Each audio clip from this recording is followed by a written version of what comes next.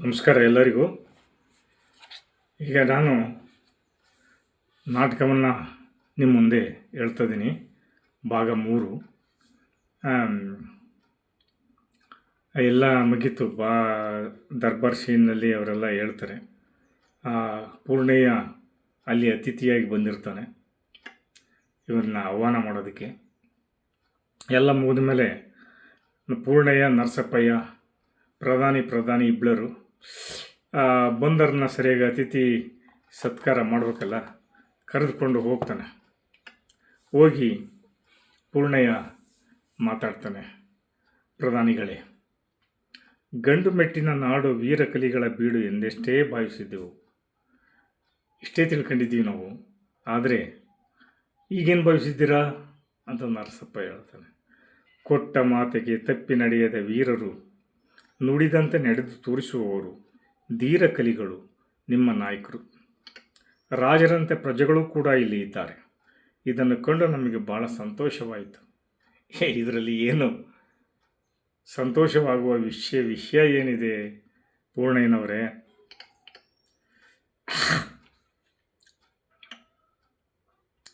ಒಬ್ಬ ರಾಜ ಇನ್ನೊಬ್ಬ ರಾಜನಿಗೆ ಸಹಾಯ ಮಾಡುವುದು ಅದು ಹಕ್ಕು. ಅದು ವಿಶೇಷವಾಗಿ ತಲೆಬಾಗಿ ಬಂದವರನ್ನು ಕಾಪಾಡುವುದೇ ನಮ್ಮ ಧರ್ಮ. ಅದನ್ನು ನಮ್ಮ ನಾಯಕರು, ನಮ್ಮ ಮದಕರಿಗಳು ಪಾಲಿಸಿದ್ದಾರೆ. ಇದರಲ್ಲಿ ಸಂತೋಷ ಪಡೋಂಥ ವಿಷಯ ಏನಿದೆ? ನರಸಪ್ಪ ಒಳ್ಳೆ ಮಾತು ಹೇಳ್ತಾನೆ. ತಲೆ ಬಗ್ಗಿಸಿ ಬಂದವರನ್ನು ತಲೆ ಕಾಯುವುದೇ ಪಾಂಡವರ ಧರ್ಮ. ಹಾಗೆ ನಮ್ಮ ಮದಕರಿಗಳು ಮಾಡಿದ್ದಾರೆ. ಅಂದರೆ ಎಂಥ ಹೊಡ್ತ ಕೊಡ್ತಾನೆ ನೋಡು ನರಸಪ್ಪಯ್ಯ.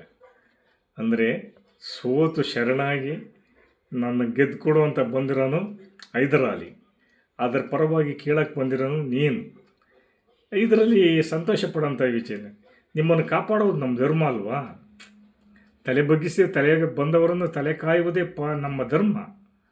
ಅದನ್ನು ನಾವು ಮಾಡಿದ್ವಿ.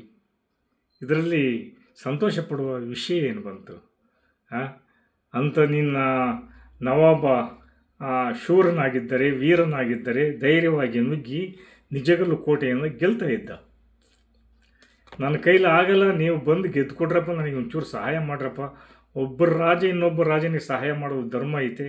ನೀವು ಹಿಂದೆ ಎಷ್ಟೋ ಈ ಕೆಲಸ ಮಾಡಿದಿರಿ, ಇದನ್ನು ಈ ಸರಿ ನನ್ನ ಕಾಪಾಡ್ರಿ ಅಂತಂತ ತಲೆ ತಗ್ಗಿಸಿ ಬಂದವರನ್ನು ಕಾಯುವುದು ನಮ್ಮ ಮದಕರಿಗಳ ಧರ್ಮ ಅಲ್ವಾ ಪೂರ್ಣಯ್ಯನವರೇ? ಎಂಥ ಮಾತು ಹೇಳ್ತಾನೆ ಅಂತಂದರೆ,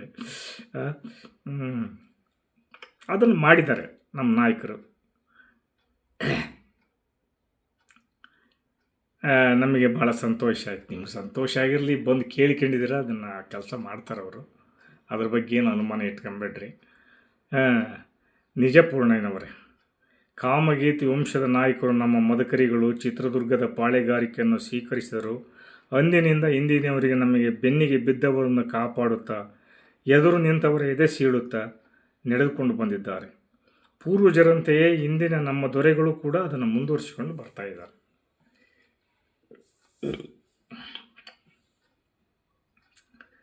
ಏನು ಮಾಡೋದು, ನಮ್ಮ ಮದಕರಿಗಳು ಹೇಳಿದರೆ ನಮ್ಮ ಮಾತು ಕೇಳೋದಿಲ್ಲ ಒಂದೊಂದು ಸಾರಿ. ಅವರು ಅವ್ರದ್ದೇ ಆದ ಧರ್ಮ ಅನುಸರಿಸ್ತಾರೆ. ನಾನು ಪ್ರಧಾನಿಯಾಗಿ ಇದ್ದುಕೊಂಡು ಇದನ್ನು ಬೇಡ ಅಂತ ಹೇಳ್ಬೋದಾಗಿತ್ತು. ಅವನು ಒಳ್ಳೆಯನಲ್ಲ, ಅವ್ರು ಸವಾಸ ಮಾಡಿದ್ರೆ ನಾನು ಮಾತು ಕೇಳಲ್ಲ ಅವರು. ಏನು ಮಾಡೋದು ನಮ್ಮ ಅಧಿಕಾರಿಗಳು ಅಂತಂತೇಳಿ ನೋಡಿ.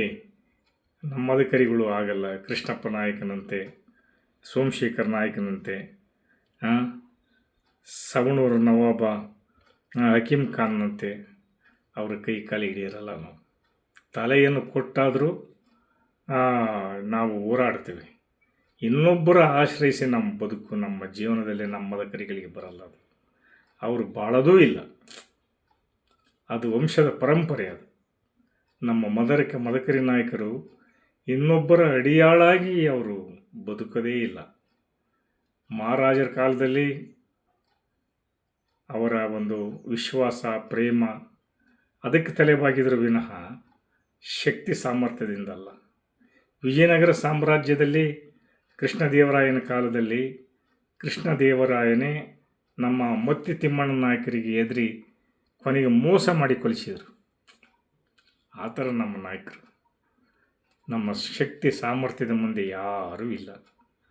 ಹೀಗಾಗಿಬಿಟ್ಟು ನೀವು ಬಂದಿದ್ದೀರಿ, ಮಾತು ಕೊಟ್ಟಿದ್ದಾರೆ, ನಮ್ಮ ಆತಿಥ್ಯವನ್ನು ಸ್ವೀಕರಿಸಿ ಬನ್ನಿ ಹೋಗೋಣ ಅಂತಂತೇಳಿ ಕರ್ಕೊಂಡು ಹೋಗ್ತಾನೆ ಪೂರ್ಣಯ್ಯನ.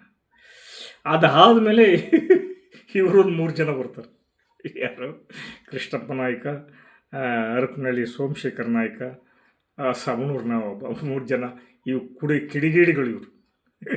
ಮಧುಕರ್ ನಾಯ್ಕನ ಮೇಲೆ ಯಾವಾಗಲೂ ಹಲ್ಲು ಮಸಿ ಅಂತ ವ್ಯಕ್ತಿಗಳು ಇವರು. ಇವರು ಒಂದು ಸಂದರ್ಭದಲ್ಲಿ ಮಾತಾಡ್ಕೊಂಡು ಒಂದು ಗುಪ್ತ ಮಾರ್ಗದಲ್ಲಿ ಬರ್ತಾರೆ. ಆವಾಗ ಕೃಷ್ಣಪ್ಪ ನಾಯ್ಕ ಹೇಳ್ತಾನೆ, ಇವನಂತೂ ಹೊಟ್ಟೆ ಹುರ್ಕೊಂತಿರ್ತಾನೆ. ಕೃಷ್ಣಪ್ಪ ನಾಯ್ಕ ಹೇಳ್ತಾನೆ, ಎದುರಿಲ್ಲದ ನಾಯಕರ ರಾಜನಾಗಬೇಕೆಂದು ಎಷ್ಟು ಪ್ರಯತ್ನ ಪಟ್ಟರೂ ಅದು ನಮ್ಮಿಂದ ಸಾಧ್ಯವಾಗುವಂತಿಲ್ಲ. ಏನಂತೀರಿ ಸೋಮಶೇಖರ ನಾಯ್ಕರೇ?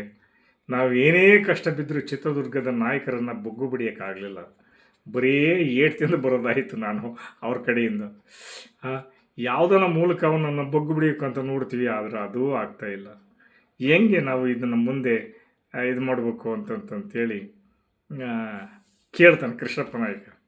ನಿಜ ಕೃಷ್ಣಪ್ಪ ನಾಯ್ಕರೇ, ಸೋಮಶೇಖರ ನಾಯ್ಕ ಹೇಳ್ತಾನೆ, ನಿಜ ಕೃಷ್ಣಪ್ಪ ನಾಯ್ಕ, ನಮ್ಮಿಬ್ಬರಿಗೂ ಆ ಜನ್ಮ ವೈರಿಯಾಗಿದ್ದಾನೆ ಆ ದುರ್ಗದ ನಾಯಕ. ಇವತ್ತಿನವರಲ್ಲ, ಮೊದಲಿಂದಲೂ ನಮ್ಮ ವೈರಿಯಾಗಿದ್ದಾನೆ. ಏನಾದರೂ ಮಾಡಿ ಆ ನಾಯಕನ ಸೊಕ್ಕನ್ನು ನಾವು ಅಡಗಿಸ್ಬೇಕು. ಯಾವ ಕುತಂತ್ರದಿಂದನಾಗಲಿ, ಯಾವ ಮೋಸದಿಂದನಾಗಲಿ ಅವನ್ನ ಏನಾದರೂ ಮಾಡಿ ಬಗ್ಬಡಿಬೇಕು. ಇವರಿಬ್ಬರದ್ದು ಪ್ಲಾನ್ ಅದು. ಹಕೀಮ್ ಖಾನೋ ಇವರೆಲ್ಲ ಸೇರ್ಕೊಂಡು ಅದಕ್ಕಾಗಿಯೇ ನಾವು ಅಲ್ಲವೇ ಇಲ್ಲಿಗೆ ಬಂದದ್ದು, ಈ ನವಾಬನ ಸ್ನೇಹ ಮಾಡಿದ್ದು. ನವಾಬ್ ಹೈದರಾಲಿ ಅವರಿಂದಲೇ ನಾಯಕನ ಹುಟ್ಟಡಗಿಸಬೇಕು ಕೃಷ್ಣಪ್ಪ ನಾಯಕ, ಸೋಮಶೇಖರ ನಾಯಕರೇ. ಇವನ್ನ ಈ ಮೂಲಕನೇ ಹಿಡಿಬೇಕು, ಇನ್ಯಾರ ಮೂಲಕ ಹಿಡಿಯೋಕ್ಕೆ ಸಾಧ್ಯ ಇಲ್ಲ ಅಂತ ಸವಣೂರು ನವಾಬ್ ಮಾತಾಡ್ತಾನೆ. ಅದು ಹೇಗೆ ಸಾಧ್ಯನೋ ಅವರೇ ಹಕೀಮ್ ಖಾನ್ರೆ ಅಂತಂತ ಹೇಳ್ತಾನೆ.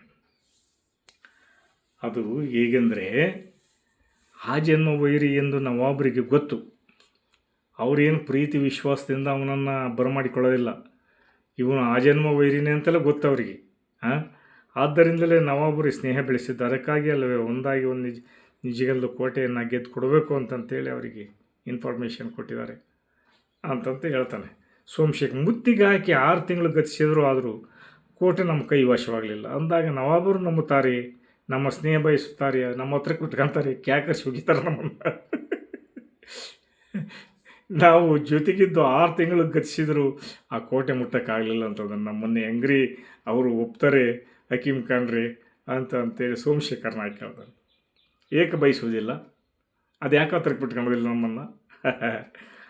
ಕೃಷ್ಣಪ್ಪ ನಾಯ್ಕ ಹೇಳ್ತಾನೆ, ಆಗಲ್ಲ ನವಾಬರೇ, ನಿಜಗಲ್ಲು ಕೋಟೆ ಗೆದ್ದು ಕೊಡುವುದು ನಮ್ಮಿಂದ ಆಗದಿದ್ದರಿಂದ ಈಗ ನವಾಬರು ನಮ್ಮ ಮೇಲೆ ಕೆಂಡ ಕಾರ್ತಿದ್ದಾರೆ. ಹತ್ರಕ್ಕೆ ಬಿಟ್ಕೊಳ್ಳೋದಿಲ್ಲ. ಬೋಳಿ ಮಕ್ಕಳು ಅಲ್ಲೇ ಇರ್ರಿ, ನೀವು ಹತ್ರಕ್ಕೆ ಕೊಡಬೇಡಿ, ನಿಮ್ಗೆ ಏನು ಜೀರೋ, ನೀವು ಪಾಯಸದ ಪಾಳೆಗಾರರು ಅಂತಂತ ಹೇಳ್ತಾರೆ. ನಾವು ಹೆಂಗೆ ಅವ್ರ ಹತ್ರಕ್ಕೆ ಹೋಗೋದು ಅಂತಂತೇಳಿ ಕೃಷ್ಣಪ್ಪ ನಾಯ್ಕ ಹೇಳ್ತಾನೆ. ಯಾಕಂದರೆ ಇದನ್ನು ಯಾಕೆ ಇಷ್ಟು ಖುಷಿಯಿಂದ ಹೇಳ್ತದೇನು ಅಂತಂದರೆ, ಇದನ್ನು ನಾಟಕ ಮಾಡಿದ್ವಿ ನಾವು. ಅನೇಕ ಕಲಾವಿದರು ಸೇರಿಕೊಂಡು ರಾಜವೀರ ಮಧುಕರ ನಾಯಕನ ಪಾತ್ರದಲ್ಲಿ ನಾವು ಮುಳುಗಿದ್ವಿ. ಇದರಲ್ಲಿ ಎಲ್ಲ ಅನುಭವಿಸಿದ್ವಿ, ಇದನ್ನು ಕಷ್ಟ ಸುಖಗಳು ಏನು ಅಂತಂತೇಳಿ. ನಮ್ಮ ಸ್ನೇಹಿತರು ಇಬ್ಬರು ಮಾಡಿದರು. ಅವರು ನವಾಬ್ ಹೈದರಾಲಿ ಖಾನ್ ಆ ಸ್ಟೇಜಿನಾಗೆ ಉಗುದೇಟಿಗೆ ಅಯ್ಯಯ್ಯೋ ಬಂದು ಭಾರಿ ಉಗಿತಾನಪ್ಪ ಇವನು ಅಂತಂದು ಬೈತಾನೆ ಅಂತಂತೇಳಿ ತನ್ನನ್ನೇ ತಾನು ಸ್ವಲ್ಪ ಇದು ಮಾಡಿಕೊಳ್ಳೋರು. ಹೀಗಾಗಿಬಿಟ್ಟು ಇವನ್ನೆಲ್ಲ ಒಂದು ಸಂತೋಷದಿಂದ ನಾವು ಅಭಿನಯಿಸಿದ್ದೀವಿ ಇದರಲ್ಲಿ, ಈ ರಾಜವೀರ ಮಧುಕರ ನಾಯಕನಲ್ಲಿ ಅಂತಂತೇಳಿ ಹೇಳ್ತಾ, ನೋಡಿರಿ ನೀವು ಹೆದರಬೇಡ್ರಿ. ನಾನು ಸೋಮಶೇಖರ ನಾಯ್ಕ ಹೇಳ್ತಾನೆ, ಇದನ್ನು ಸೂಕ್ಷ್ಮವಾಗಿ ಅರಿತೆ ನಾವು ಪುಣೆಯವರಿಗೆ ಒಂದು ಸಲಹೆಯನ್ನು ಕೊಟ್ಟಿದ್ದೀನಿ. ಸವಣೂರು ನವಾಬ್ ಕೇಳ್ತಾನೆ, ಯಾವ ಸಲಹೆ ಅಂತ? ಅದು ಯಾವ ಸಲಹೆ?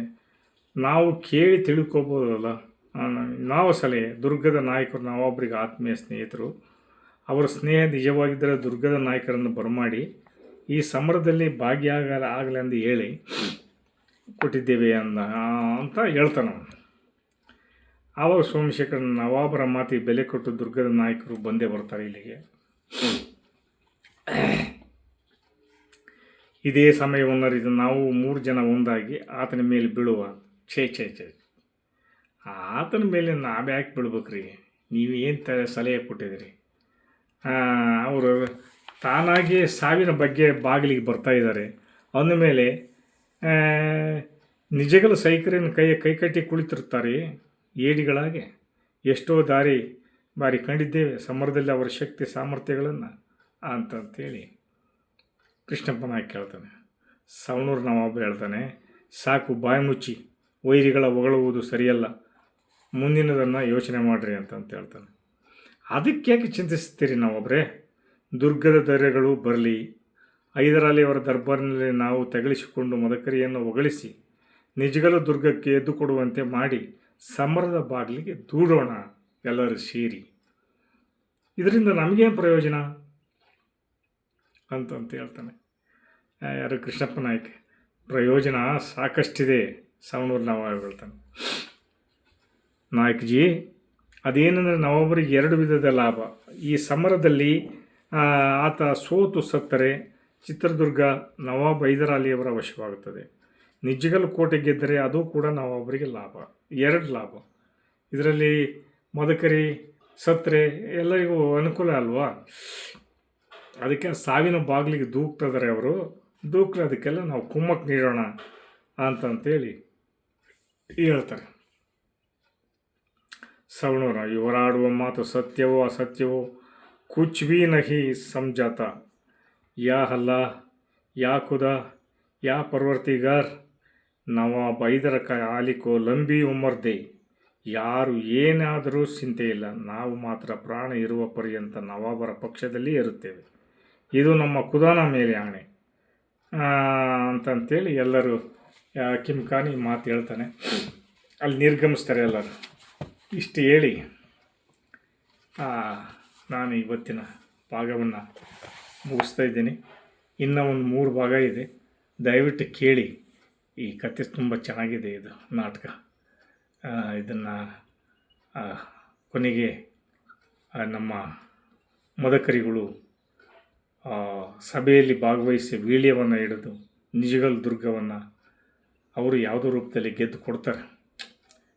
ಗೆದ್ದು ಕೊಟ್ಟು ಹೈದರಾಲಿ ಖಾನ್ ಸಂತೋಷ ಆಗಿ ಇಲ್ಲಿ ಬಿರುದು ಬಾವಲಿಗಳನ್ನು ಕೊಟ್ಟು ಅವರನ್ನು ಎಲ್ಲ ಸತ್ಕಾರ ಮಾಡ್ತಾರೆ. ಆದರೆ ಇಲ್ಲೇ ಅವರಿಗೆ ಒಂದು ಕೆಟ್ಟಗಳಿಗೆ ಪ್ರಾರಂಭವಾಗೋದು ಇಲ್ಲಿಂದಲೇ. ಚೆನ್ನಾಗಿತ್ತು ಚಿತ್ರದುರ್ಗ, ಕೋಟೆ ಮುಟ್ಟಕ್ಕೆ ಯಾರ ಕೈಲಿ ಆಗ್ತಾ ಇರಲಿಲ್ಲ. ಆ ಕಾಮರಾಜನ ಯಾವಾಗ ಹಿಡ್ಕೊಟ್ರೋ ಅವರಿಗೆ ಇವರಿಗೆ ನರ್ವಸ್ ಆಗಿಬಿಡ್ತದೆ ಪೂರ್ತಿ. ಒಂದು ಅಪರಾಧ ಮನೋಭಾವನೆ ಕಾಡಿಬಿಡ್ತದೆ. ನಿರಪರಾಧಿನ ನಾವು ಹಿಡ್ಕೊಟ್ಟು ಕೊಲಿಸಿಬಿಟ್ಟಿವಲ್ಲ ಅಂತಂತೇಳಿ ಹೈದರಾಲಿಯವರು 2 ಕಡೆಯಿಂದ ಬೆನಿಫಿಟ್ ತಗೊಂಡು ಇವರನ್ನು ಬಲಿ ಹಾಕ್ಕೊಂಬಿಡ್ತಾರೆ.